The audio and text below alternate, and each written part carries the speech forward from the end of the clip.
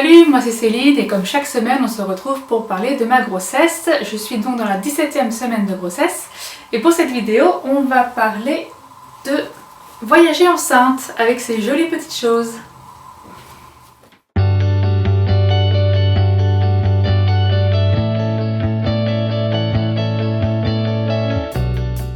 On commence avec les symptômes que l'on est censé ressentir à la 17e semaine. Alors oui, j'ai un peu de vertige quand je me lève trop vite. Voilà, donc parfois il faut que je me tienne au meuble et que j'attende que ça se passe. Non, j'ai la chance de ne pas en avoir, ni pour les 2 premières grossesses, et je croise les doigts pour cette 3e grossesse. Oui, j'ai mal au dos, mais en fait c'est aussi lié à mon travail parce que je suis tout le temps voûtée comme ça quand je dessine. Donc voilà, je pense que c'est à la fois la grossesse et aussi une mauvaise position.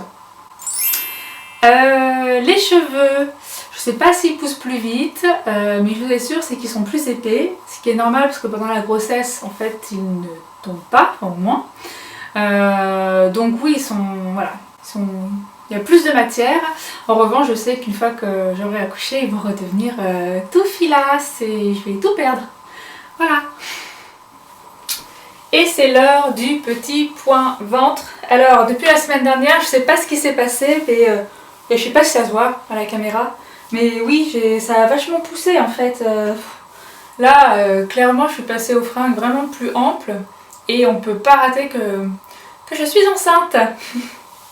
Si vous me suivez sur Instagram, vous savez que le week-end dernier, nous étions à Lisbonne avec mon chéri. Ça nous a fait un bien fou de nous retrouver tous les deux, sans enfants, qui étaient gardés gentiment par mes beaux-parents, et de profiter du soleil. Et on en avait bien besoin, surtout quand je vois la météo d'aujourd'hui. Donc voyager enceinte, c'est le thème de cette nouvelle vidéo. A priori, il n'y a pas de contre-indication pour voyager en étant enceinte. Je crois qu'il faut quand même éviter les trop longs voyages en voiture, que ça fatigue beaucoup. A priori, le train est préférable et on peut aussi voyager en avion. Mais je crois que c'est jusqu'au 8e mois que les compagnies aériennes acceptent les femmes enceintes, ou alors il faut un certificat médical. Donc nous, à Lisbonne, on est allé en avion. Et effectivement, il y a quelques petites précautions à prendre pour voyager en toute sérénité. La première, c'est de mettre ces fabuleux accessoires. Alors, on pourrait croire que ce sont des bas sexy, mais absolument pas.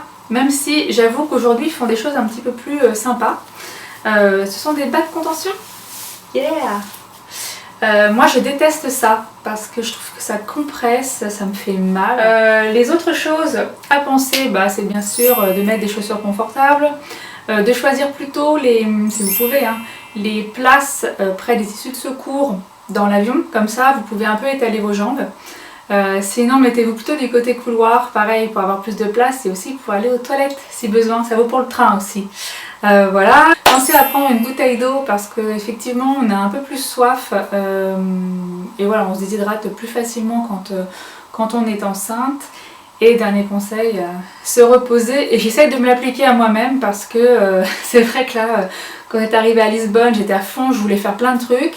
Et puis en fait, pour ceux qui connaissent la ville, c'est comme ça. On passe son temps à monter, à descendre. Et j'étais ultra fatiguée au bout de quelques heures. On a voulu prendre le tramway, le célèbre tramway là-bas, mais en fait il est blindé, donc pour une femme enceinte, on oublie. Et j'ai fini en fait dans les cars, vous savez les cars à étage, au milieu des personnes âgées, et j'ai grave kiffé parce qu'en fait j'ai pu visiter tout en restant assise et j'avais besoin de me reposer. Et voilà, la vidéo touche à sa fin, j'espère que ça vous a plu. Et bien je vous laisse avec quelques images de notre voyage à Lisbonne et je vous dis à la semaine prochaine. Ciao!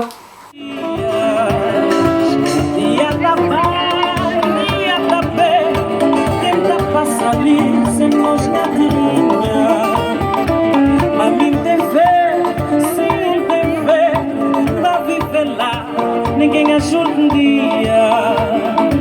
Sangre ninguém só mais vez. Massajadão, carnaval sanjão. Grande beijo no cocô. Dança colar, bate pela chuva. Coisa mais sal, coisa mais doce. Na missa mulher.